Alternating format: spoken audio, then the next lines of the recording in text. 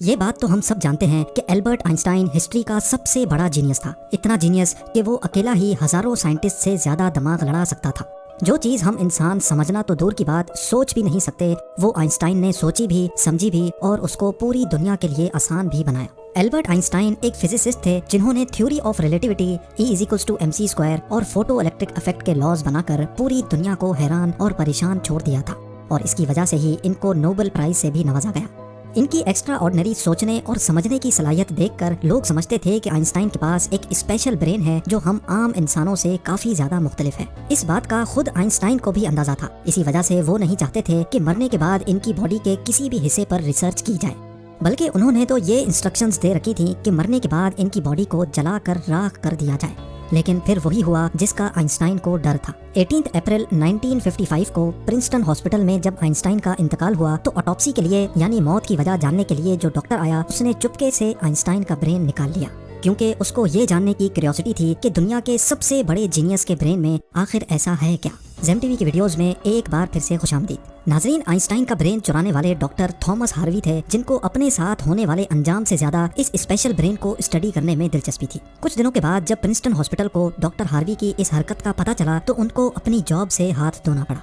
लेकिन doctor Harvey Einstein के बेटे हंस अल्बर्ट से जैसे तैसे करके ये परमिशन लेने में कामयाब हो गए कि वो उसके बाप के स्पेशल ब्रेन के अंदर छुपे राजों से पर्दा उठाकर उसको दुनिया के सामने लाना चाहते हैं। इस दिन के बाद से शुरू हुआ इस ब्रेन का एक लंबा तरीन सफर। डॉक्टर हार्वी एक पैथोलॉजिस्ट थे जो सिर्फ पोस्टमार्टम करना जानते थे। ये उनका सिर्फ ख्याल था कि वो इतने बड़े जीनियस के ब्रेन पर रिसर्च कर पाएंगे। अब कंडीशन ये थी कि डॉक्टर हार्वी प्रिंसटन हॉस्पिटल की जॉब से भी हाथ धो बैठे थे और अपने पैथोलॉजिस्ट का ओहदा भी। आइंस्टाइन का ब्रेन जो पहले ही डॉक्टर हार्वी प्रिजर्व कर चुके थे, वो इसको लेकर पेंसिल्वेनिया के शहर फिलाडेल्फिया ले गए, जहां उन्होंने ब्रेन की कई फोटोज ली और फिर उसको 240 छोटे छोटे पीसेज में काटकर हर पीस को अलग अलग जार में प्रिजर्व करके अपनी बेसमेंट में छुपा दिया। इसी मसले को लेकर डॉक्टर हार्वी का अपनी बीवी के साथ कई बार झगड़ा होता रहता था, क्योंकि उनकी बीवी अक्सर ये धमकी देती थी कि वो इस ब्रेन को उठाकर कहीं फेंक देगी। एक दिन झगड़ा इतना बढ़ गया कि दोनों मियाँ बीवी को डाइवोर्स लेकर अलग होना पड़ा और डॉक्टर हार्वी ब्रेन लेकर कैंसस के शहर विचिटा चले गए, जहां वो एक बायोलॉजिकल टेस्टिंग लैब में मेडिकल सुपरवाइजर की नौकरी करने लगे और यहां वो अपने फारिग टाइम में आइंस्टाइन के ब्रेन पर खूब स्टडी करने की कोशिश करते। इसके बाद कई बार वो अलग अलग जॉब छोड़कर मुख्तलिफ शहरों में ये ब्रेन लेके घूमते रहे। कई साल गुजर चुके थे, लेकिन डॉक्टर हार्वी आइंस्टाइन के ब्रेन पर कुछ खास रिसर्च ना कर सके। उल्टा उनका मेडिकल लाइसेंस ही कैंसिल कर दिया गया और नौबत यहाँ तक आ गई कि उनको एक प्लास्टिक की फैक्ट्री में जॉब स्टार्ट करनी पड़ी। तभी उन्होंने पहली बार एक अच्छा फैसला किया कि वो इनके ब्रेन के अलग अलग हिस्सों को दुनिया भर के बेस्ट न्यूरोपैथोलॉजिस्ट के पास डिटेल्ड रिसर्च के लिए भेजेंगे। लिहाजा उन्होंने ऐसा ही किया। 1955 में ब्रेन चोरी होने के 30 सालों के बाद यानी 1985 में पहली बार आइंस्टाइन के ब्रेन पर एक स्टडी पब्लिश की गई। इसके बाद अगले 28 सालों तक इस जीनियस ब्रेन पर दुनिया भर के न्यूरोपैथोलॉजिस्ट ने कई स्टडीज पब्लिश की, जिनमें बताया गया कि आइंस्टाइन का ब्रेन आम इंसान के ब्रेन से काफी डिफरेंट था। सबसे बड़ा डिफरेंस ब्रेन के कॉर्पस कैलोसम नामी हिस्से में पाया गया। अब यहाँ ये जानना जरूरी है कि इंसानी ब्रेन दो अलग अलग हिस्सों में डिवाइडेड होता है। इंसान जो भी काम करता है वो ब्रेन के एक हिस्से में पहले प्रोसेस होता है और फिर ब्रेन हमारे जिस्म के उस हिस्से को सिग्नल देता है। लेफ्ट ब्रेन हमारे जिस्म के राइट हिस्सों को कंट्रोल करता है, जबकि राइट ब्रेन हमारे जिस्म के लेफ्ट हिस्से को कंट्रोल करता है। इसके अलावा 90% इंसानों का लेफ्ट ब्रेन बोलने, समझने, मैथमेटिकल कैलकुलेशंस और राइटिंग यानी लिखने के दौरान काम करता है, जबकि राइट ब्रेन के पास क्रिएटिविटी, शेप्स को पहचानने, आर्ट और म्यूजिकल स्किल्स की जिम्मेदारी होती है। अब आप भी ये सोच रहे होंगे कि इस सब में कॉर्पस कैलोसम का क्या काम है। फर्ज कर लें कि आप कीबोर्ड पर टाइपिंग कर रहे हैं या फिर मोबाइल फोन पर। इस दौरान हमारे दोनों हाथ टाइपिंग करने में बिजी हैं। कुछ अल्फाबेट्स हमारा सीधा हाथ टाइप कर रहा है तो कुछ उल्टा हाथ। टाइपिंग के दौरान आपके लेफ्ट हैंड से एक मिस्टेक हुई तो आपने फौरन अपना राइट हैंड इस्तेमाल करके उस मिस्टेक को इरेज किया।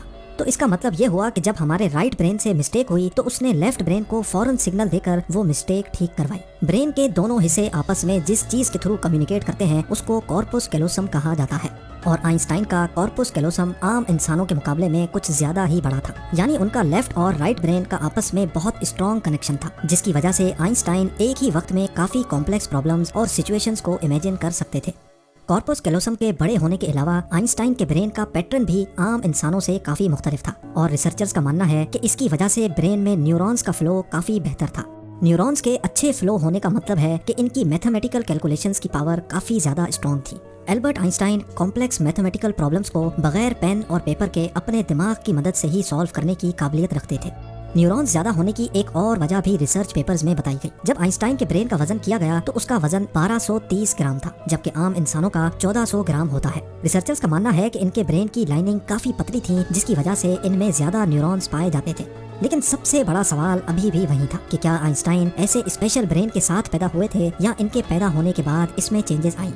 जांच के बाद मालूम पड़ा कि एल्बर्ट आइंस्टाइन जब पैदा हुए थे तो वो पूरे 5 सालों तक बोल नहीं सकते थे, जबकि दूसरे बच्चे 2 या 3 साल की उम्र में बोलना शुरू कर देते हैं। जब उन्होंने बोलना शुरू भी किया तब भी वो ज्यादा बोलना पसंद नहीं करते थे, बल्कि हमेशा अपनी सोचों में ही गुम रहते थे। उनके पास चीजों को मेमोराइज करने की पावर काफी कम थी, यहाँ तक कि उनको सिंपल मैथ्स के टेबल भी याद करने में मुश्किल होती थी। वो मैथ्स और नंबर्स को लॉजिकल तरीकों से प्रोसेस करने के मास्टर थे, ना कि उनको रट्टा लगाकर याद करने के। स्कूल लाइफ में बाकी हर सब्जेक्ट में आइंस्टाइन फेल होते थे, सिर्फ मैथ्स और साइंस वो वाहिद सब्जेक्ट्स थे जिसमें आइंस्टाइन के नंबर्स सबसे ज्यादा आते थे। जब एल्बर्ट आइंस्टाइन 12 साल के थे तब एक फैमिली टीचर अपनी ज्योमेट्री की बुक इनके पास भूल गए। हैरत अंगेज तौर पे सिर्फ एक ही दिन में आइंस्टाइन वो पूरी बुक पढ़कर अपने ज्योमेट्री के कॉन्सेप्ट्स क्लियर कर बैठे।